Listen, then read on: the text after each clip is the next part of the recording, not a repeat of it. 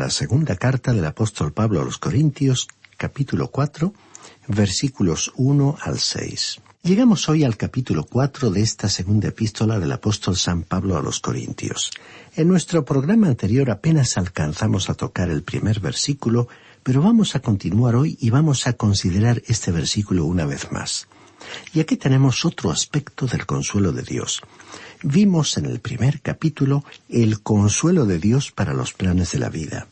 Luego, en el segundo capítulo de esta segunda epístola a los Corintios, observamos el consuelo de Dios al restaurar a los cristianos que habían pecado. Y en el capítulo 3, vimos el consuelo de Dios en el glorioso ministerio de Cristo. Pues bien, figurativamente hablando, nosotros no vamos a descender de la cima de la montaña, sino que vamos a continuar aquí arriba para considerar en este capítulo 4 el consuelo de Dios en el ministerio del sufrimiento por causa de Cristo. Quizás tengamos que subir aún un poco más arriba, y no estamos seguros de lo que vamos a encontrar en una atmósfera en la que se nos hace muy difícil respirar. El apóstol nos invitó a subir más alto y eso es lo que queremos hacer. Leamos pues otra vez el versículo 1, el primer versículo de este capítulo 4 de la segunda epístola a los Corintios. Y dijo Pablo: por lo cual, teniendo nosotros este ministerio según la misericordia que hemos recibido, no desmayamos. Este es pues el ministerio glorioso. Dios nos ha entregado un mensaje que ningún ser humano podía haber concebido. Para un hombre sería imposible crear un plan como el que presenta el Evangelio. Ningún ser humano lo podría haber inventado. Yo no encuentro ninguna otra razón por la cual Él me haya permitido entrar en esta actividad que no sea su misericordia. Como ya dijimos anteriormente, Dios es rico en misericordia. Él no agotó toda su misericordia antes de llegar a mí, porque Él vio que yo necesitaría mucha compasión, y Él ha sido rico en misericordia para conmigo. Y por su misericordia ha permitido que tengamos este ministerio de enseñanza bíblica por la radio. Y como tiene lugar al amparo de su misericordia, no desmayamos, sino que nos alegramos de poder llevarlo a cabo. Resulta interesante estudiar religiones comparadas. La diferencia entre el cristianismo, el Evangelio de la gracia de Dios, y otras religiones consiste en que las religiones del mundo les piden a sus fieles que hagan algo. En cambio, el Evangelio me dice que Dios ha hecho algo por mí y yo tengo que creerlo, tengo que confiar en Él. La única manera de venir a Él es por fe. Esa es la forma de acercarme a Él, porque sin fe es imposible agradarle.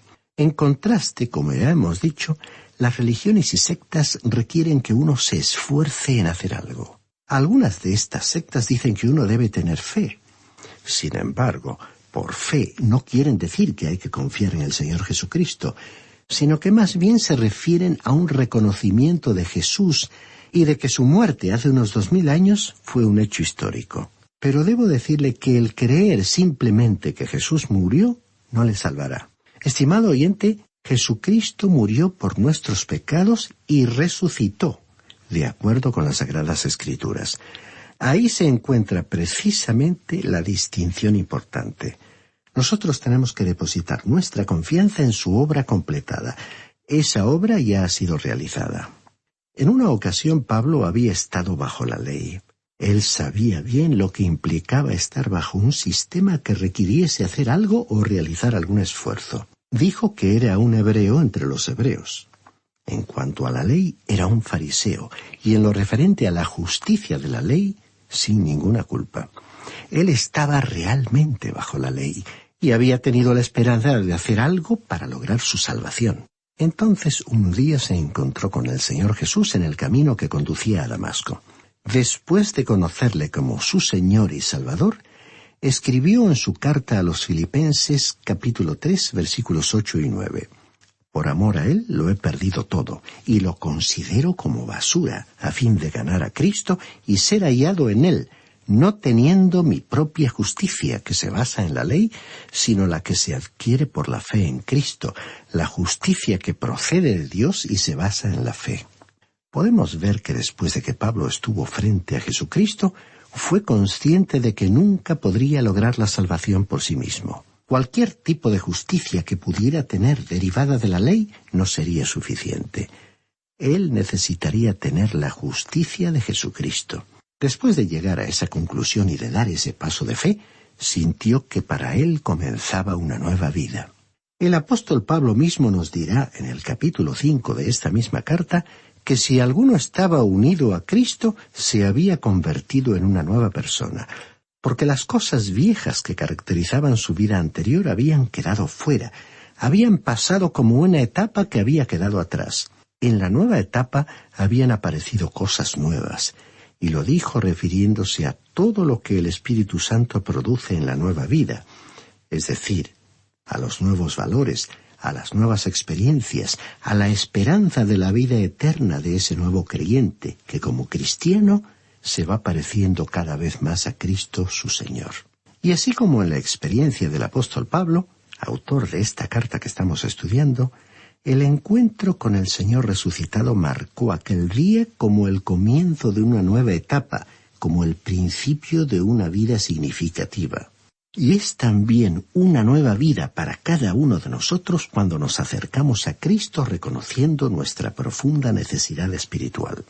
Hoy necesitamos la misericordia y compasión de Dios, y Él nos amó y en su gracia y misericordia nos proveyó un Salvador, y hoy salva a aquellos que creen en Él por su gracia.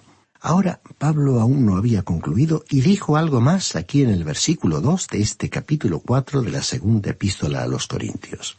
Antes bien, renunciamos a lo oculto y vergonzoso, no andando con astucia ni adulterando la palabra de Dios. Por el contrario, manifestando la verdad, nos recomendamos delante de Dios a toda conciencia humana. Pablo estaba diciendo que somos salvos por la gracia de Dios por medio de la fe en Cristo Jesús. Sin embargo, después de haber sido salvos, el Evangelio debe vivir en nosotros, es decir, que debe reflejarse en nuestra vida. Pablo dijo que habían renunciado a las cosas vergonzosas que se hacían a escondidas. Es que el confiar en Cristo es más que un asentimiento intelectual al hecho de que Cristo murió en la cruz. Significa depositar nuestra confianza en Él y experimentar su regeneración. Una vez que Cristo nos ha salvado, debemos ser un ejemplo viviente del Evangelio. Es decir, que la persona que proclama el Evangelio debe ser alguien que refleja la santidad de Dios. Por ello, enfatizó Pablo que ellos habían renunciado a lo oculto y vergonzoso. Es decir, que no actuaban con astucia ni falseaban el mensaje de Dios. Otra versión traduce este versículo 2 de este capítulo 4 de la siguiente manera. Más bien, hemos renunciado a todo lo vergonzoso que se hace a escondidas. No actuamos con engaño ni torcemos la palabra de Dios. Al contrario, mediante la clara exposición de la verdad, nos recomendamos a toda conciencia humana en la presencia de Dios.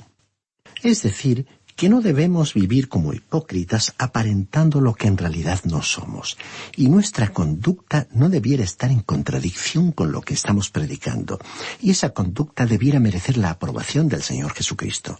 Por supuesto, no somos perfectos, pero tenemos que vivir de una manera que sea del agrado de Dios. Tenemos otra frase que queremos considerar aquí, y es lo que Pablo dijo: ni adulterando la palabra de Dios. Ya vimos que otras versiones traducen torcer o falsear la palabra de Dios. La idea incluye también el aprovecharse de la palabra para otros fines que no sean enteramente espirituales.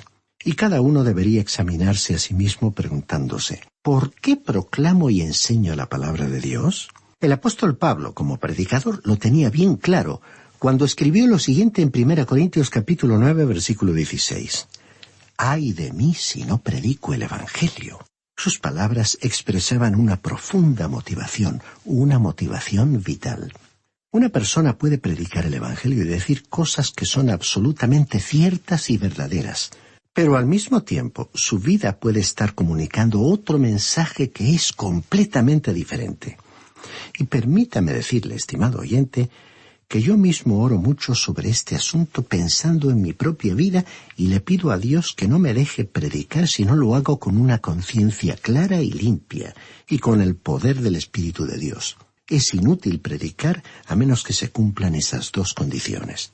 El predicar el Evangelio es una experiencia gloriosa y honrosa, Pero es algo terrible el predicarlo si dentro de uno mismo hay una falta de sinceridad, si no existe un compromiso y una dedicación totales al Señor, y si no hay convicciones firmes en cuanto a Él. En realidad, Pablo no se estaba refiriendo aquí a personas totalmente dedicadas al ministerio cristiano, sino a aquellos profesionales que, siendo cristianos, quieren ser testigos de Cristo. Esas personas necesitan recibir una adecuada instrucción cristiana que las capacite para ser testigos eficaces de Cristo. Pero permítame decirle que es muy importante para nosotros reconocer que son las ovejas las que producen ovejas. El pastor de las ovejas no puede producir ovejas.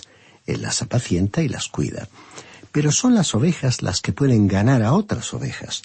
Por ello, nuestra labor es tratar de preparar y formar a las personas que trabajan en las más variadas profesiones, para que se conviertan en testigos que proclaman el Evangelio de Cristo.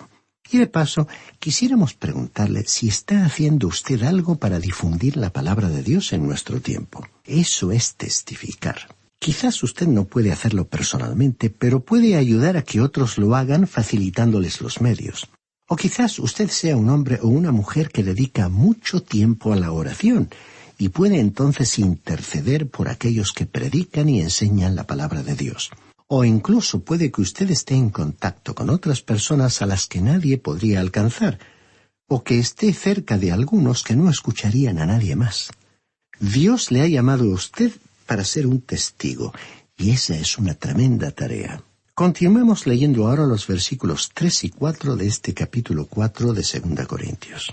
Pero si nuestro evangelio está aún encubierto, entre los que se pierden está encubierto, esto es, entre los incrédulos, a quienes el Dios de este mundo les cegó el entendimiento para que no les resplandezca la luz del evangelio de la gloria de Cristo, el cual es la imagen de Dios. En los cuales el Dios de este siglo, continúa el versículo 3, es decir, Satanás, él es el Dios de este siglo, o sea, el Dios de esta época. Cuando uno recorre los paisajes más hermosos de este mundo, se resiste a considerar a Satanás como el Dios de este mundo. Podemos decir que este es el mundo de Dios. Aunque el pecado, la maldad humana, lo ha contaminado, es aún el mundo de Dios. El enemigo de Dios es el Dios de esta época. Él ejerce una influencia sobre lo que está ocurriendo en nuestro tiempo. Él es quien cegó el entendimiento de los que no creen. ¿No ha escuchado usted decir a alguna persona, no entiendo el Evangelio, lo he escuchado toda mi vida, pero para mí no significa nada? Hemos oído una y otra vez a personas expresarse de maneras parecidas. ¿Qué ha sucedido? Que el diablo les ha cegado. La luz del Evangelio está brillando, pero el enemigo ha entorpecido su visión para que no puedan verla. Es como lo que ocurrió en cierta mina. Se produjo una gran explosión y los mineros quedaron atrapados dentro de la mina. Finalmente pudieron recibir comida desde afuera, así como también luz para que pudieran ver. Al encender esa luz, un joven minero, dirigiendo sus ojos directamente a la luz, dijo, ¿por qué no encienden las luces? Y todos los demás lo miraron sorprendidos. Él había quedado enceguecido por la explosión. Así, en el mundo espiritual, Satanás ha cegado a mucha gente que hoy también está diciendo, ¿por qué no encienden la luz? No veo el Evangelio para nada. Esta es, pues, la ceguera que proviene de Satanás. Hay otros que dicen, bueno, usted sabe, hay cosas en la Biblia que no puedo comprender. Yo no sé por qué, pero simplemente no las puedo creer.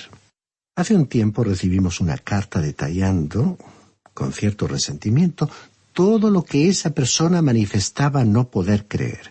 Después supimos que el problema consistía en que había un área de su vida controlada por el pecado, un pecado condenado por la Biblia.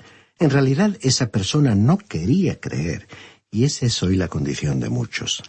O sea, que el problema no radica en la Biblia, sino en sus vidas, que se sienten aludidas directamente por las Sagradas Escrituras.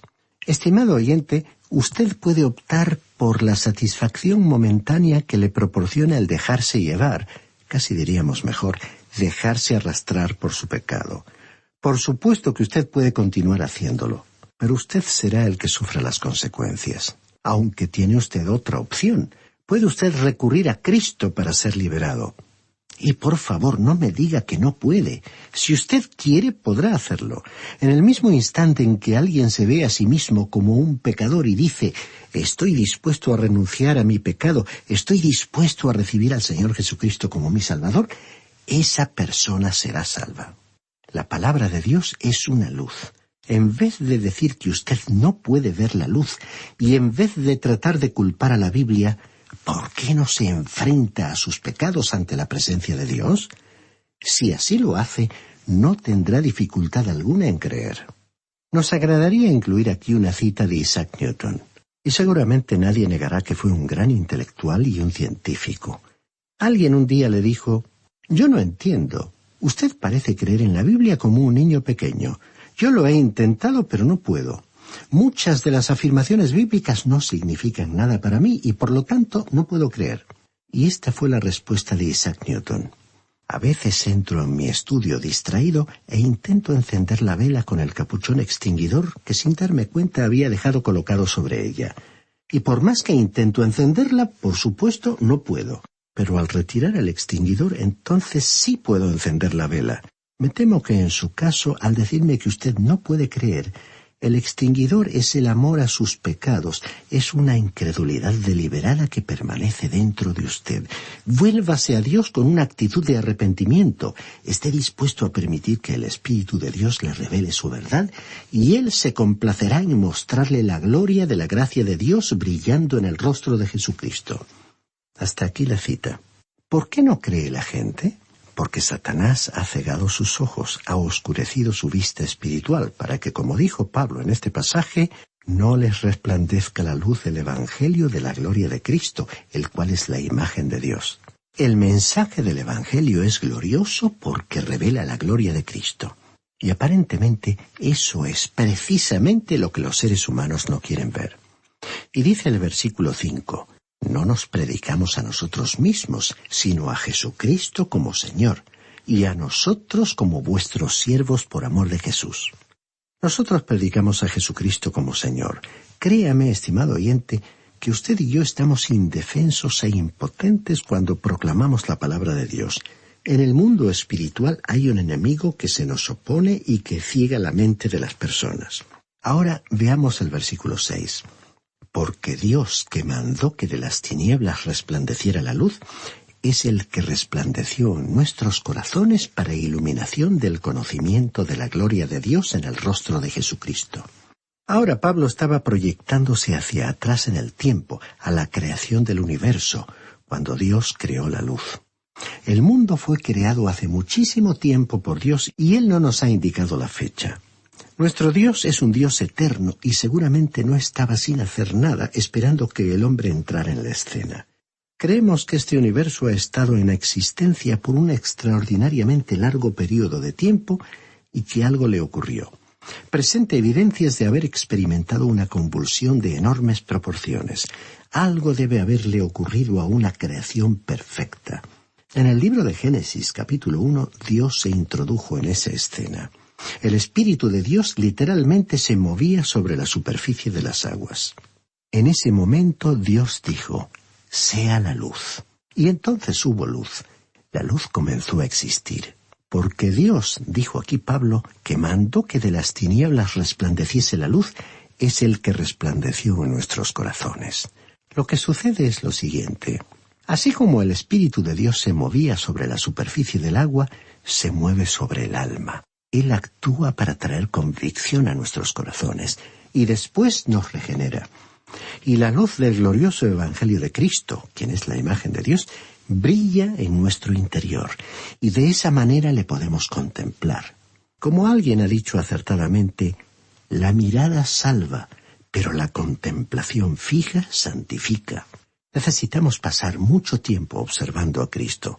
Pero aun haciéndolo así, seguimos siendo vasijas débiles, frágiles, como veremos en los versículos siguientes.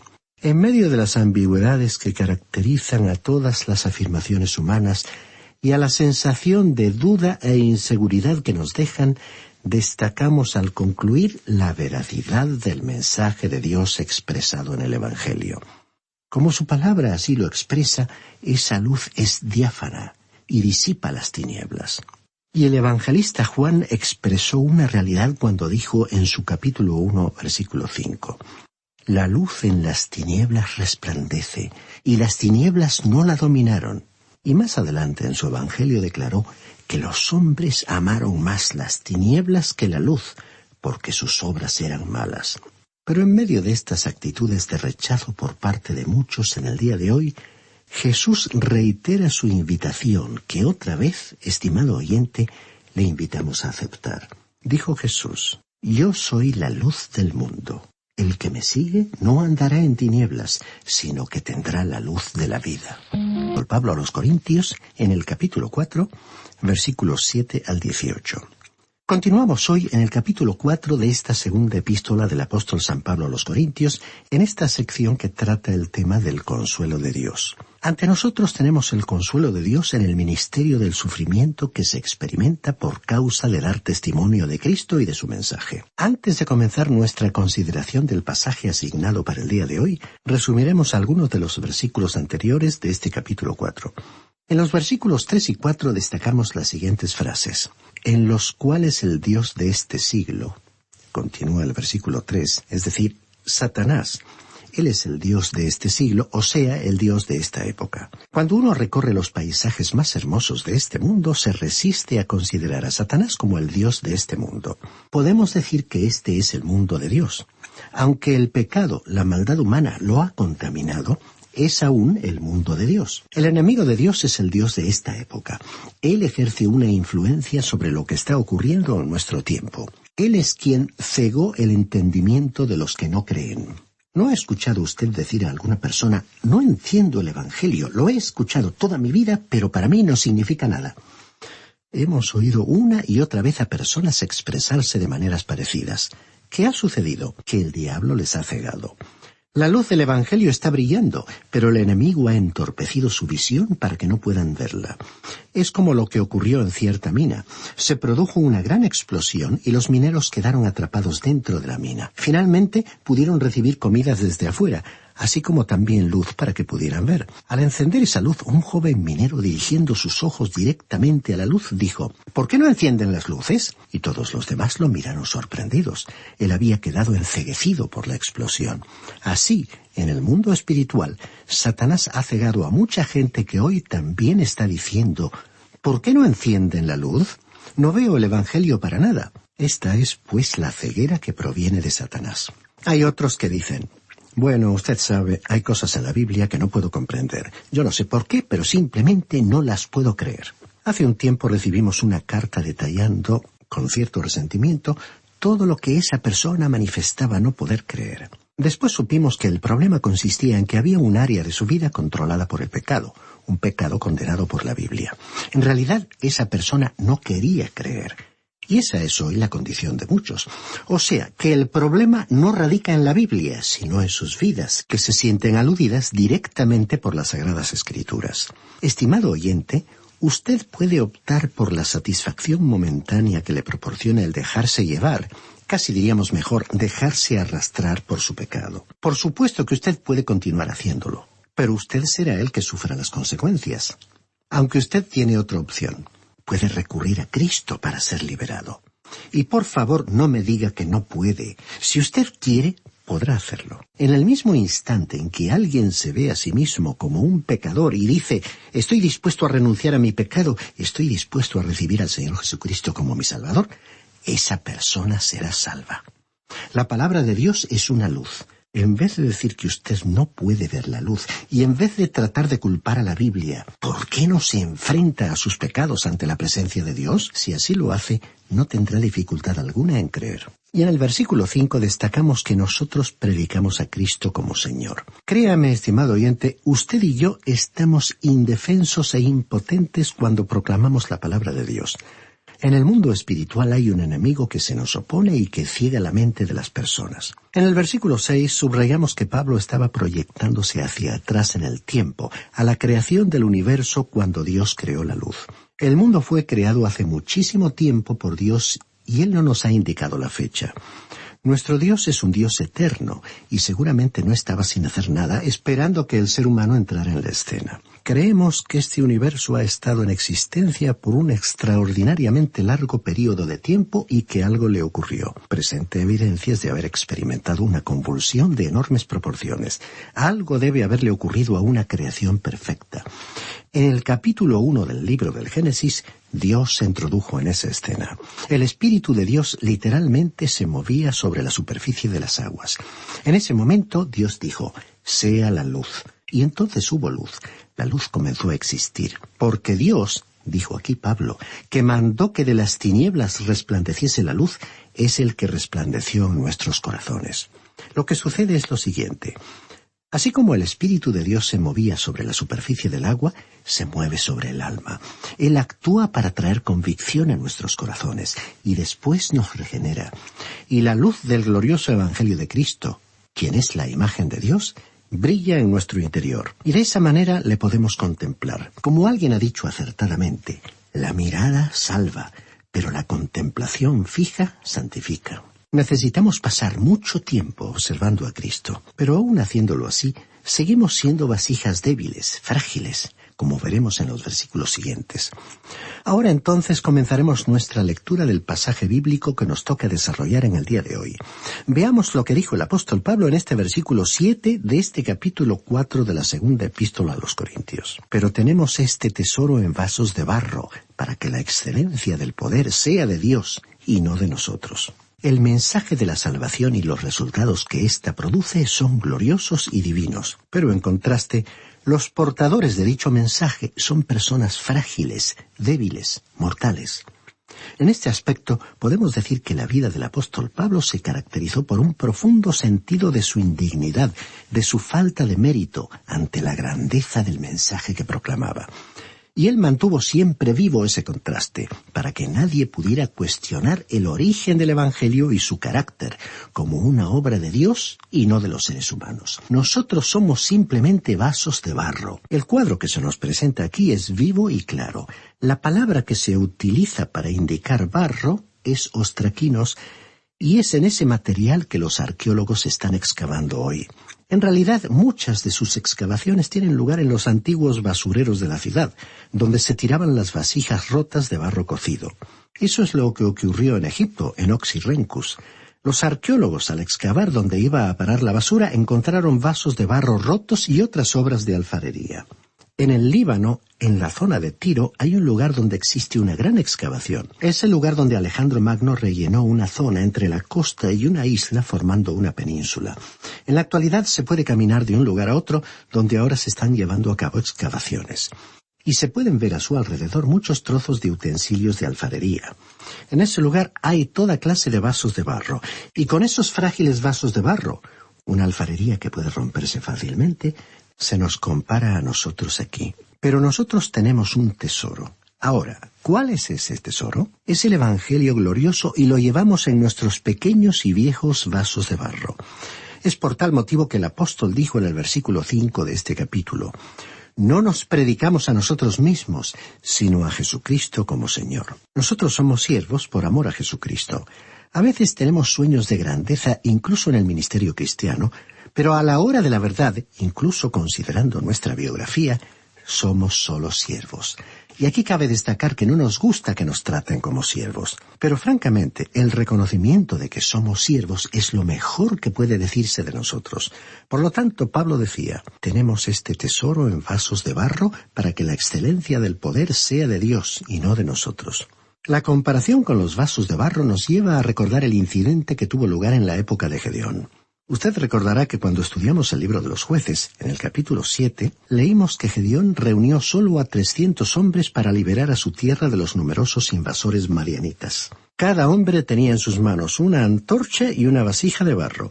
Llevaron sus antorchas dentro de las vasijas para que a la distancia la luz no pudiera verse. Luego, cuando estuvieron frente a los madianitas, rompieron las vasijas de barro. Y no fue hasta que aquellas vasijas de barro se rompieron que la luz pudo brillar en la oscuridad. Estimado oyente, esto es lo que necesitamos que ocurra en la actualidad.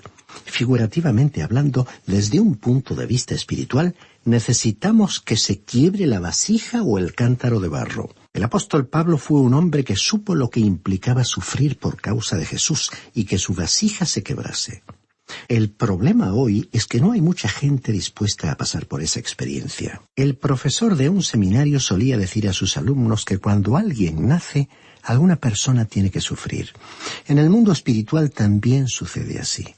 Y el motivo por el cual más personas no experimentan un nuevo nacimiento espiritual es que no hay muchos dispuestos a pasar por todas las dificultades y dolores que un nacimiento implica. Se habla mucho sobre testificar, de dar testimonio de la fe.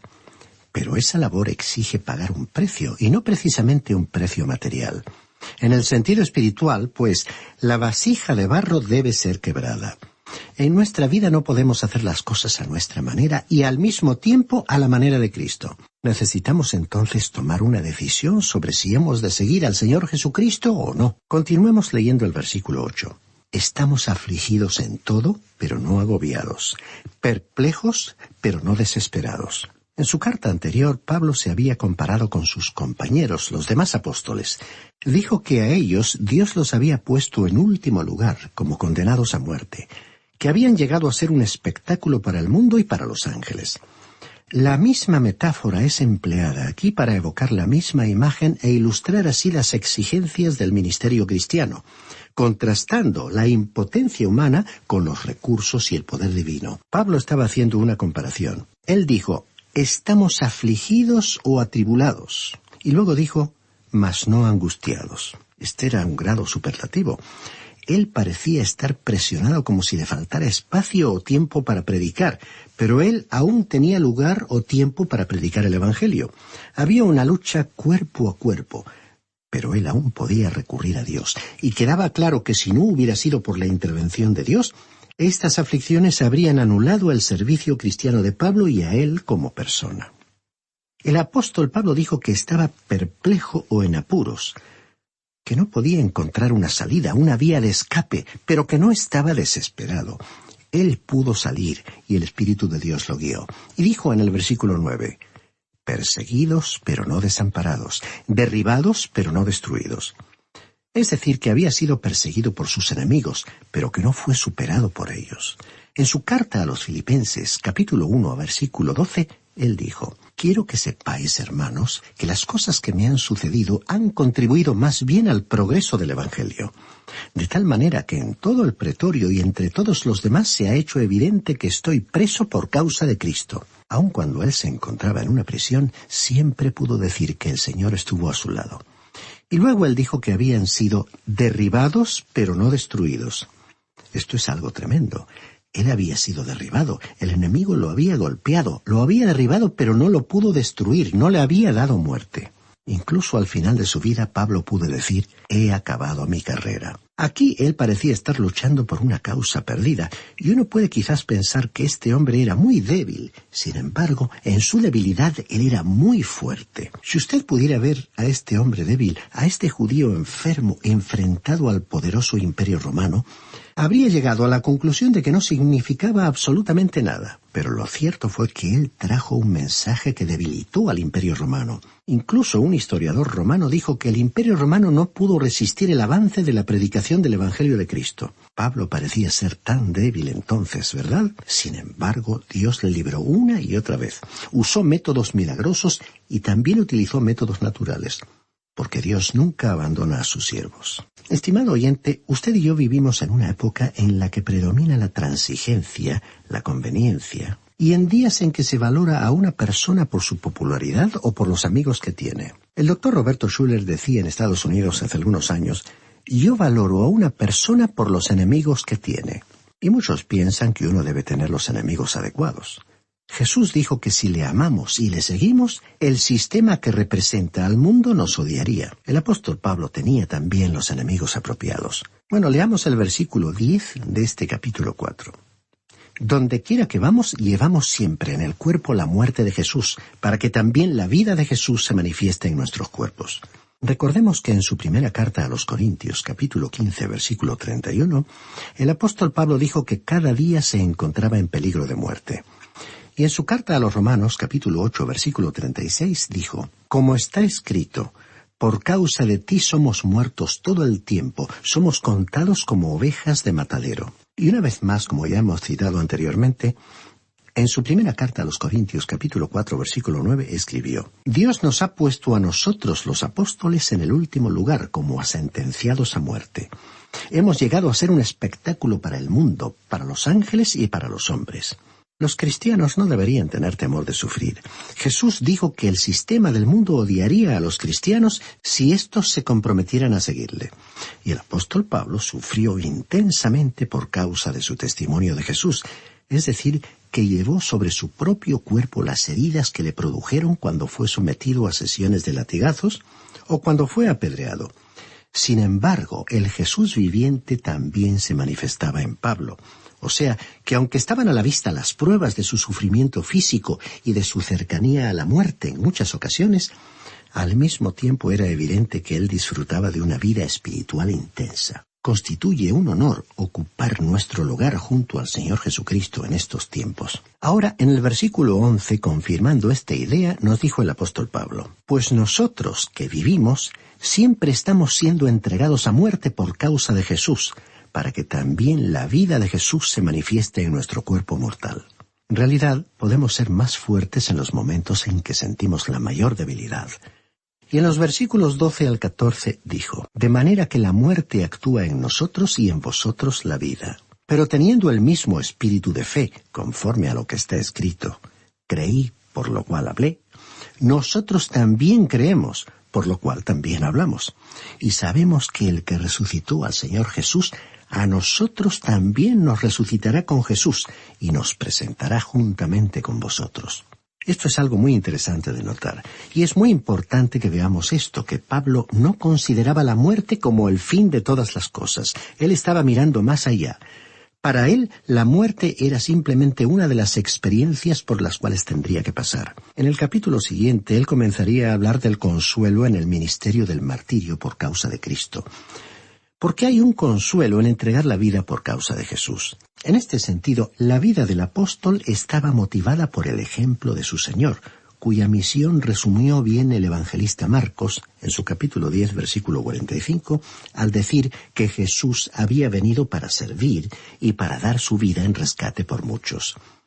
Él estaba diciendo aquí que estaba unido al Cristo viviente y, en consecuencia, se consideraba como muerto para las cosas del sistema mundano. Y su punto de vista sobre la muerte física estaba indudablemente fijado por la convicción que expresó aquí al decir: Y sabemos que el que resucitó al Señor Jesús, a nosotros también nos resucitará con Jesús. O sea que ese punto de vista influenciaba su visión de esta vida en la tierra.